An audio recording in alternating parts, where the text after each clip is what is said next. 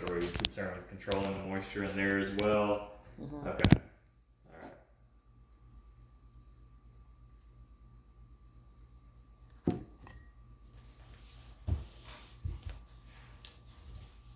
Well, I've got to get that controlled, otherwise all the others just gonna come back. That is true. What I can say is, you can stabilize the floor framing system before you do, so to control the moisture in the crawl space, we're talking encapsulation. Mm-hmm. You can do that beforehand. However, you put the moisture in there eventually. Our floor framing system is adjustable, so we can adjust it Right. as it does, but it will continue to go no matter what we do until that moisture is controlled. So I'll show you the whole. Yeah, eventually you're gonna run out of jack. You can only crank them up so much. And it's very true. Very true.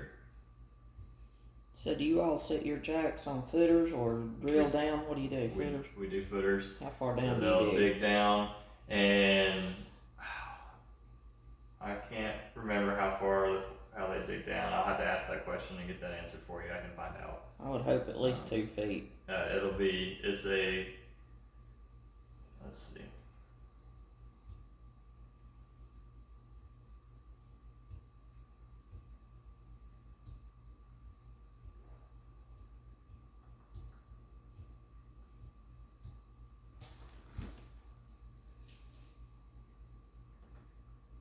I just can't believe how much water these piers have soaked up.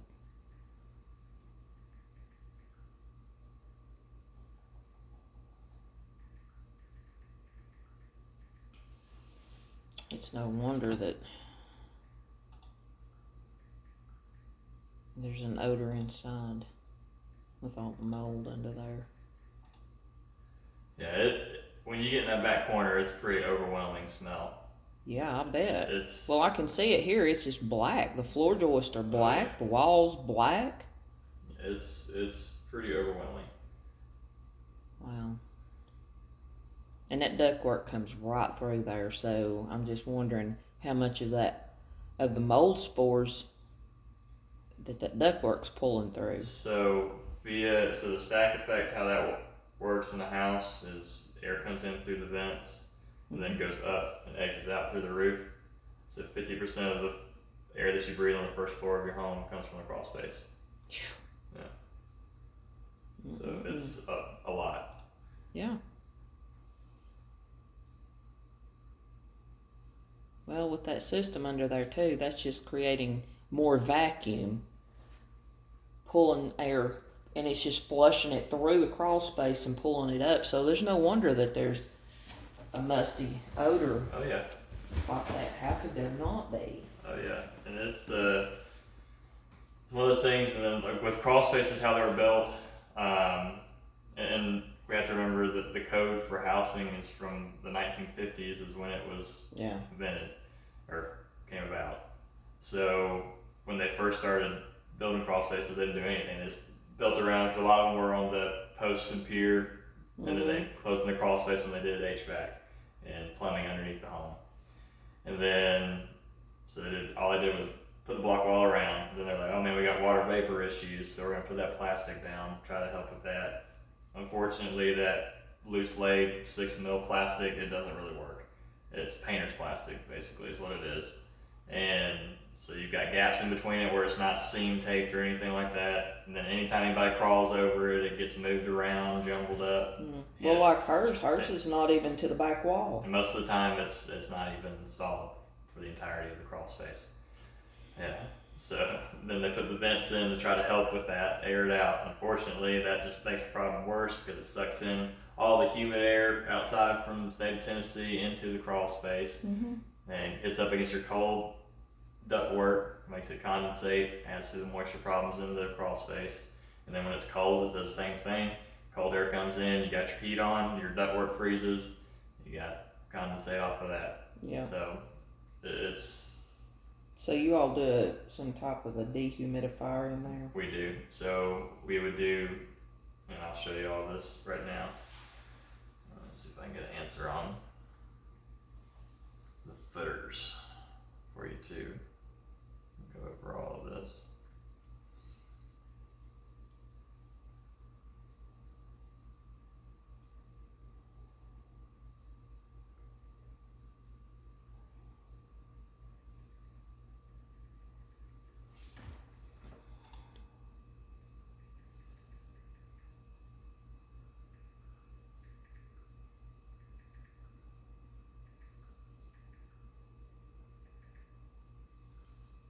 Oh, I see something right there you've taken a picture of. It's got to be fixed too. Yes. That's not in the junction box. That right there is not acceptable. I meant to bring that to your attention. I took that picture because that is not. Oh, yeah. That needs to be fixed. You got wires, exposed wires. I mean, those are just super exposed wires. Oh, yeah. 100%. And that almost looks like a 220. And it's right over the wettest spot. Yeah. Oh, my mercy. I'm just glad nobody's gotten into that while they were under there.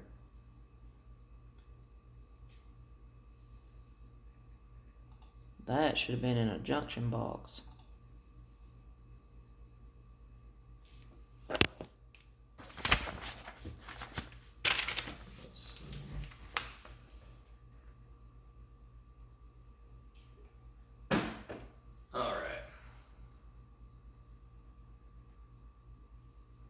Could you all take care of that while you're under there? As far as putting that in a junction box. We're not electricians, unfortunately. Yeah, I wish, but no, I do have some electricians. I can give you numbers for it if you want. I've got electricians.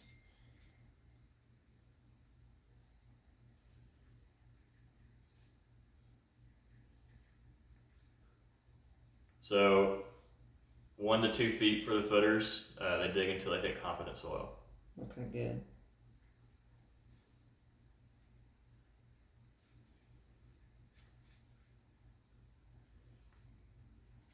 Now some of those piers, the majority looked like they were dry stacked, but it looked like I saw some mortar between a few. Some of them were on footers that were above ground footers and mortared in between. Most of them were dry stacked. Mm-hmm.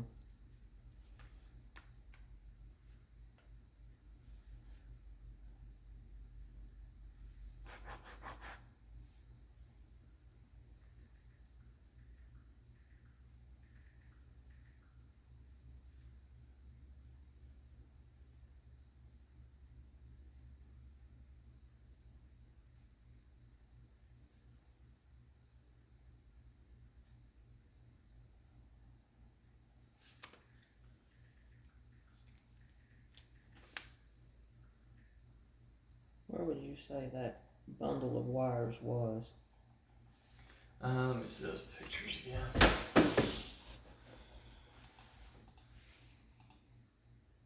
Okay, go back one. It's obviously the back wall right here's that stuff on it. I think that's in that back corner there. Okay.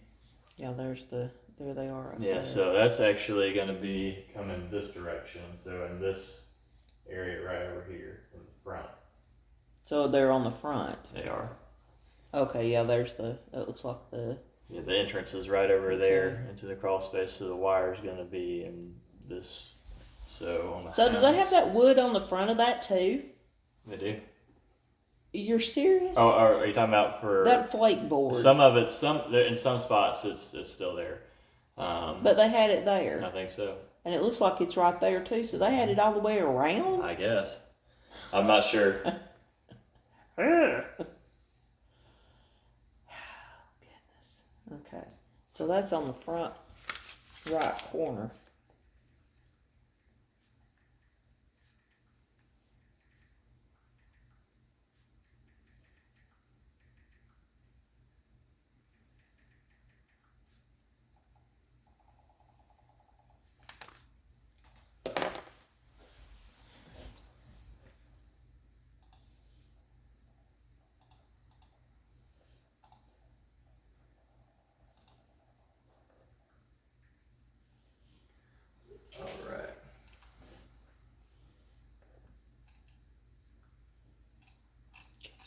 I don't want this in color.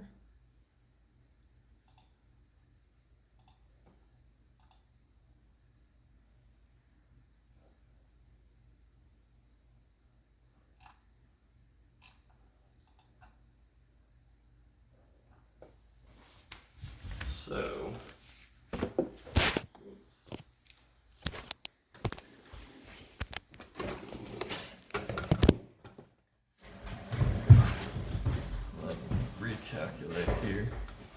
So just to give you both options,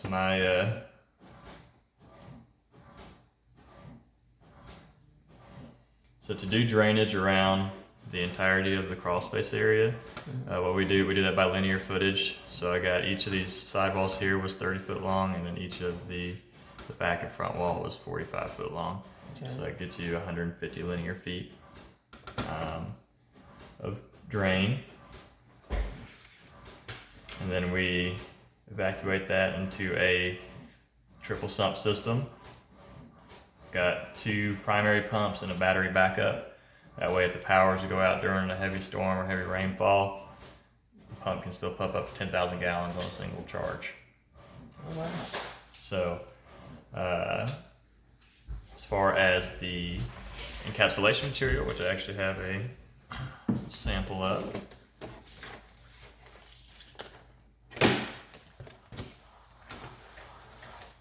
So our encapsulation material is 120 mil. This is what goes on the ground. You can feel the thickness of that.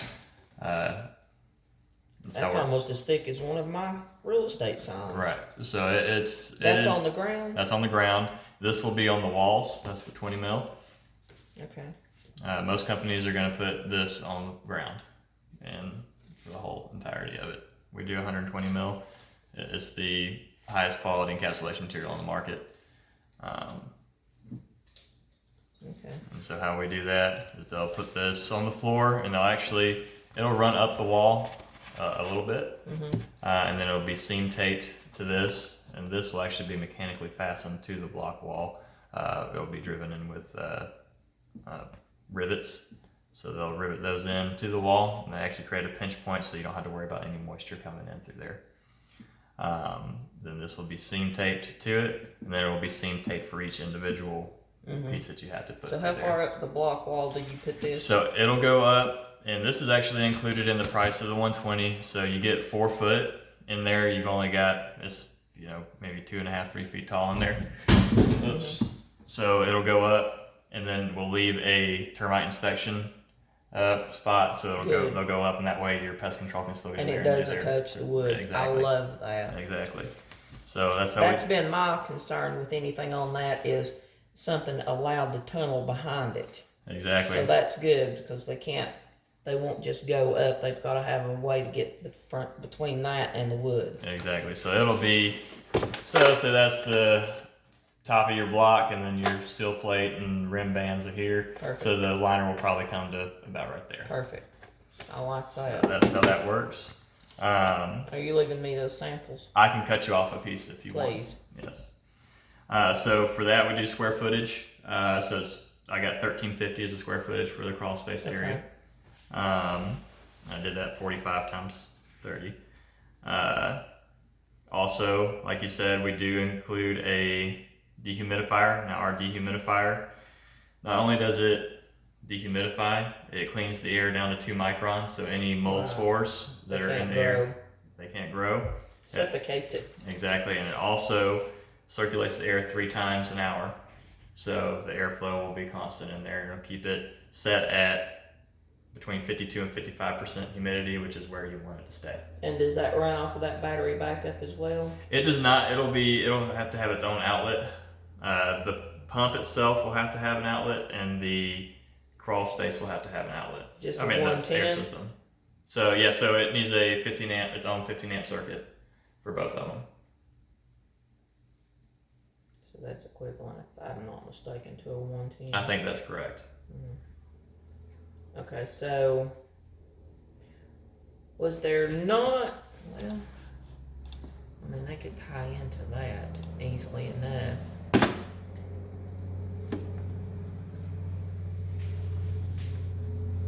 I'm just curious right here.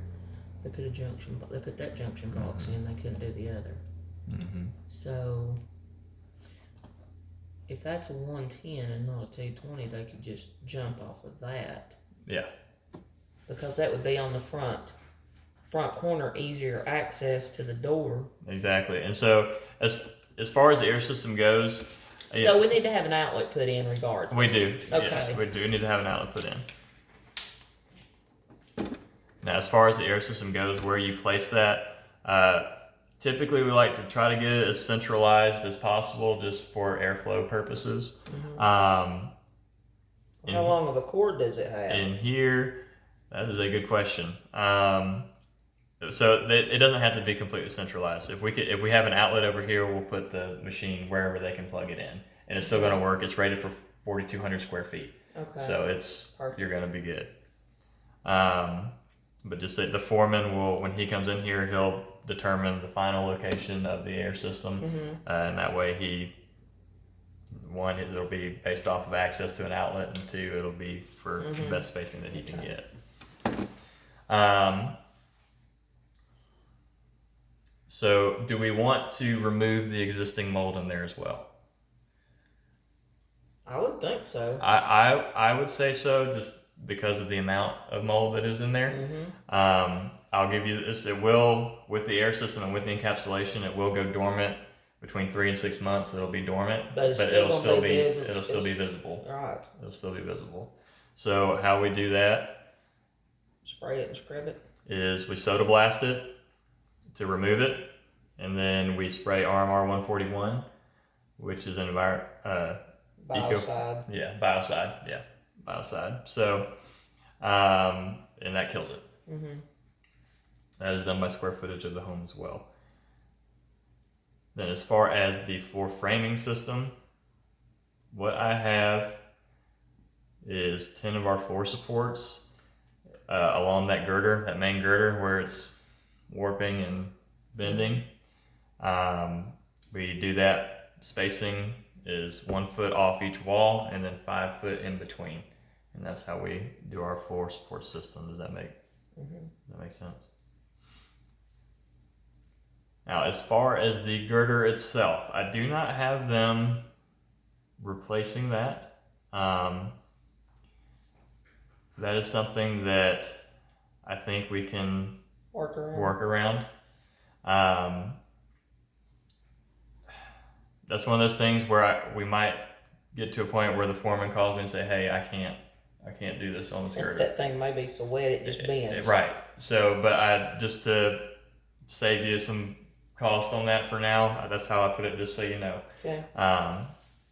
But how that would be added is it's by linear feet, so it'd be 45-foot beam installed in there, separate beams. But so does it make sense where the numbers as far as now? All of our proposals come with a 5-year service plan. They'll come in, they'll check the pump, make sure that it's operating properly. They'll check the air system, make sure it's operating properly, clean any filters in them. They'll check the seams of the encapsulation material, make sure they're all still good to go, make sure there's been no punctures, which this is not going to puncture. It's got a lifetime warranty on it, so if it punctured, we wouldn't. It's not gonna puncture. Now, it would take some effort. It could be done, but it would take. If you stick a knife in it, yes, it will. So with the 5-year service plan, say a buyer comes in, well, at the end of that 5 year, how much does it cost them to renew that? So they would just have to, they'd purchase another 5-year service plan, and they run, I think they're $989 for the 5, so total. Okay. Can they do it like a year at a time? They can do a year at a time. You save money by doing the 5 year. I think the 1 year is like $250. I think it's somewhere in there. Okay. All right. So she would essentially be giving them a 5 years. Yeah. Okay. Yeah. So now in this case we can bump that down to a 1 year. That would save you. I think you should. Okay. Because it'll be up to them what they do with it after they buy it. That is true. So it's the same way with a home warranty. It would be. So it would be. Yeah, I say bump that down. So that's 1 year. She doesn't need to give them 5 years. I agree with that. She's already doing all this for them. I agree with that. So with the 1 year, I have the 1 year plan on there. Now you still have a lifetime warranty on the material. Now, as far as the pump and the air system go, they have 5-year warranties. Okay. Now we haven't had to replace any in the 8 years so I've only been here for 2, but the 8 years that our production manager has been here, he hasn't had to replace any yet, but they come with a 5-year manufacturer's warranty because they're motors. So, that's how that goes. But all the other material is lifetime. Now let me ask you a question as far as on the jacking, when they start jacking these floors up, right? What if they crack a window or a wall? Okay, so that is... How's that addressed? That is not... They're not going to. So they adjust them a little bit at a time, and they only are going to adjust them to the point where the structure allows. If that makes sense. So if they start to hear, they do have their ways of measuring how far they can jack it. But if they start to hear anything that's like, oh, we need to stop, they're going to stop. As far as if there is a crack that occurs because of the lifting, I need to look at the warranties. As far as, I want to say that we would come in and take care of it, that we would fix it. Just knowing the company that we work for, that I work for, I would say that we would come in and fix it. I do think in the terms and conditions it says we aren't liable for that. However, just knowing what I do about the company, if something messes up like that, we usually come and fix it anyway, even though we say that we don't. Well, it's always better to have something in writing. Right, I understand that, and I can, if we need to get to that point, I can talk to the manager and get that in writing for you. Yeah, I would definitely want that in writing, because worst case scenario, they're going to resort back to their warranty. It says nope, it says that we're not held liable. Yeah, and that's. And then there we're stuck with cracked wall or a broken window. She's already replaced every single window in this house. Can't tell you how many thousands of dollars that is. Oh, I know. I understand that. Now, we've never had a window break. I've never heard that happening with the company. As far as cracking in the sheetrock, it happens occasionally. Just when you're lifting on a structure, it can happen. My biggest concern is in there around that front door. Right. So I will, but if we need to get to where we'll put that in writing, then I'll talk to the manager, and I'm sure they would do that. Okay. So I'll make sure that I've got everything. We've got the 10, 4 supports, the 1-year service plan. We also put a non-organic crawl space door on the entrance there into the crawl space, and that way the moisture is none of the crawl space is getting into the basement area. Okay, so I've got that 1350. Okay, so that will bring the total to 32,064.36. Okay. What's total recommended? Oh, that's the 5-year service plan. I just moved it to recommended. Okay. Yeah, so that's not a part of the price. Okay. So we do, as far as a 30% deposit, it would be prior to getting started. That would be for us to get the materials and to mobilize the crew, and then the remainder would be due upon completion. Or 12 months. Or 12 months with the financing. What would she have to do to set that up? Okay, so I can set that up. Actually, I do this through my phone. I can also, I believe there is a way that I can send a link where she can do it online. I've never had to do that, so I'll have to ask the manager as far as that goes. But typically, I just put it in, and I can come back here whenever she's available, and we can run through the Green Sky app. And so well, she won't be home until 4:30 anyhow. That's all right. That's right, and I can do that later in the week. I can do it this weekend if that works better for whatever we need to do. So what did we decide about where the sump pump is now? So where that sump pump is now, and this is where we might be able to save you some money. My engineer I couldn't get her, she can't talk on the phone right now. She wants to sit down and talk to me about the situation. I might be able to save a little bit off of this as well. So that would be running just a drain along this wall here and keeping the sump where it is, pretty much. And then it would discharge out into the yard. So that's how, with our pump, it's going to discharge anyway. Well, ideally, what I would like to see happen is whether it's here or wherever, when it discharges, if we could pop it out, run it, even if there's an exposed pipe through the basement, run it straight out, because there's a stream right here, and if we could get it to that stream, then it goes down into this pond. So that would be, I'll have to, because it comes with 20 foot of discharge, so I would have to add for the pipe to that. Add it to it. But we want it right. We want it all the way away from the house, away from the yard, where it goes right into that, into that stream, and then it carries it away. Okay. And if it's visible, you know, if there's a pipe visible along the ground out there, that's I don't care. You know, we don't care about that. Okay. We just got to get this water directed away from this house. All right. So that would be, let's see, we've got. So if you want to make a note of that. 11 foot. I can give you a cost for that. So we go. Hold on 1 second.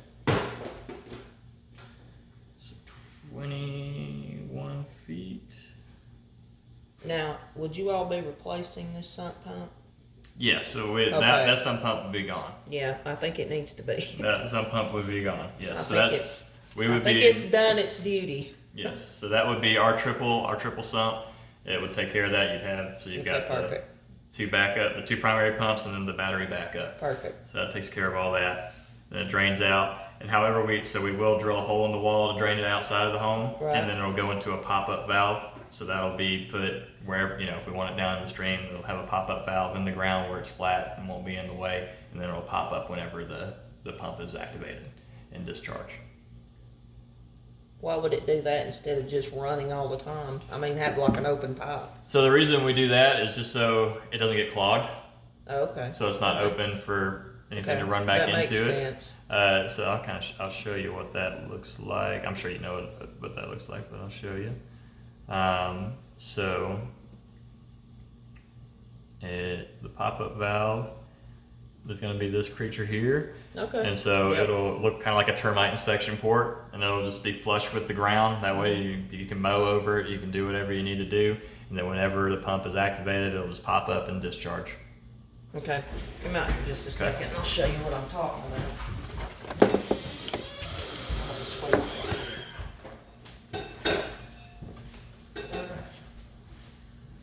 So you've got the basement wall right here. Right. And of course, this is all open under here. Oh, yeah. So if we take it out. Run it right there, right to that screen. Yep, that's what I was talking about. Okay. Yeah, we can definitely do that. Or we'll just have to add in just some additional pipe to do that.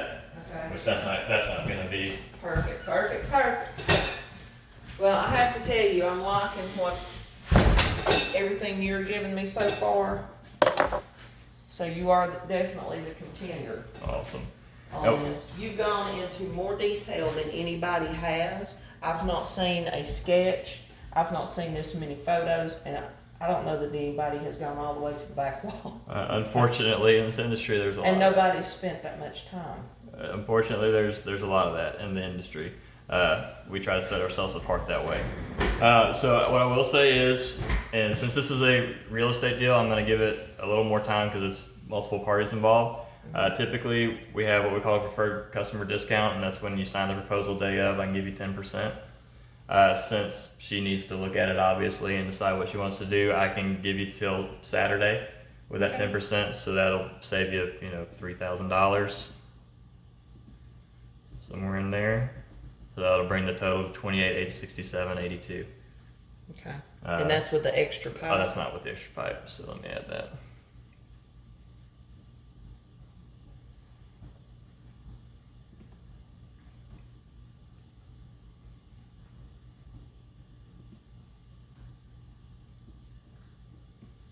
And that was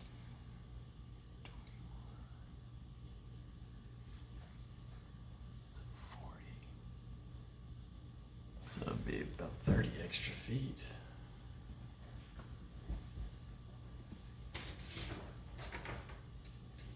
So we'll get started on this. Get an outlet put in, doesn't it jump? That's scary. Yeah. And if anybody, I'm just glad I didn't get into it. So that with the extra, that brings it to $29,451.83. Okay. So now, and just to put a disclaimer on that as well, if we look at having to replace that girder, if the formation it could go says, up or down. it could go up, and it can go down if my engineer, once I talk to her, says, hey, we can just install the drain on this one section. So that there's a little bit of wiggle room. I don't usually like to do that. I usually like to give you the exact price. Well, but I can understand that. This is kind of a unique situation. So to say the least. So to say the very least. So there is that. So Okay. what I'll do, I'll go ahead and print this off for you. Perfect. And then I do have another appointment I have to get to, so I will can I email it to you tonight? The copy of it? You can. And I'm going to print you this copy now, so That's fine. You'll have the hard That's copy. fine. And then, So to get this process started, what do we need to do? Reach out to you, yes, so reach out to me. and you'll have your card. All that information will be with that printout. Yes, so Okay. I will leave you a business card, and you can just call me directly. Now, could she call you and do like financing things, get that set up over the phone for the 12-month? Yeah, we can do that over the phone. Okay. We can do that over the phone. And how long will it take? I like your printer. How long will it take from like start to finish for this project? To finish this job, I would say at most 3 days. Okay. So when is the earliest that someone could get started on it? That I won't know until, so once I collect the deposit, I'll call the scheduling department, and we typically run 3 to 4 weeks out. Okay. That's typically where we run. Okay. So we're looking at another month. So it'll be, now, we might have a spot where it just opens up perfectly and it gets installed 2 weeks from now. Exactly. It happens. What I can do is whatever the soonest date is available, we can schedule it, and then I can tell them, hey, if a job falls off or a job gets done early, we'll put it on as a priority to move up. Okay. So that way we can get it done as quickly as possible. Okay. But I won't know that until I collect the deposit. Right. So,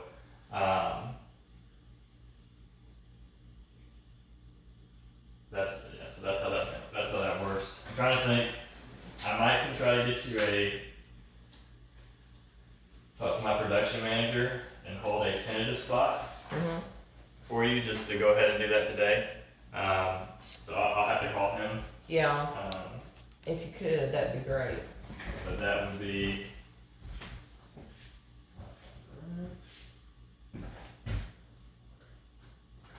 Where did you get this print? They gave it to us, so it's pretty So cool. I have that one that I just bought, and that's what I keep in the back of my car.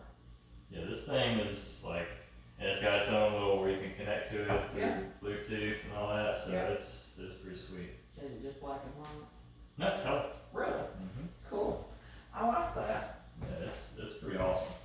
I like that. I like to be as mobile as possible. Yes. The only thing that I like this one over here for is because it's got a scanner bed on it. I wish ours had a scanner. That's the only thing that I can say I wish this So did. if I have to make copies for my customers, I can just, do it right there and whatnot. But, I try to be as mobile as possible. That out there is my office. Oh yeah, well that's my truck is my office, so I totally understand. Well, I've got a desk that sits in my front seat, and it's pretty much, everything right there, and it's got the tray, that slides out. And all Right. that, so, I think it's pretty nice.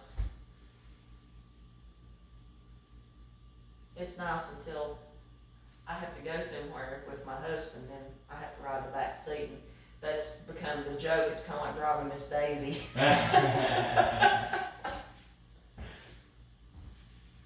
And you're also going to check and see about anything, if we can get it in writing.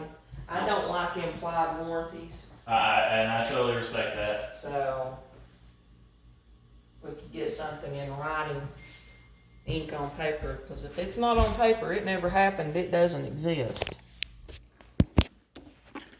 And you were going to cut me a section of this. Actually just tear this little section off right here? Oh yeah, go. You can. I don't know if it'll actually tear. You might have to. There we go. Okay. There we go. Now I don't know about this one. That one. That one won't tear. Yeah. You have a pair of scissors. Probably not. Yeah, I left my knife at home this morning on my bedside I think table. I've got a knife though. A knife will do it too. Let's see. Oh, paper. Perfect. Yeah. Oh, is that alright? It is. Just cut you off a piece. There you go. There's yours. Thank you. And if you don't mind, sorry, we got the scissors out. I'm gonna just clean that up a little bit. Okay.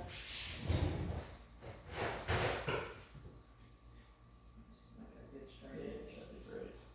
Thank you.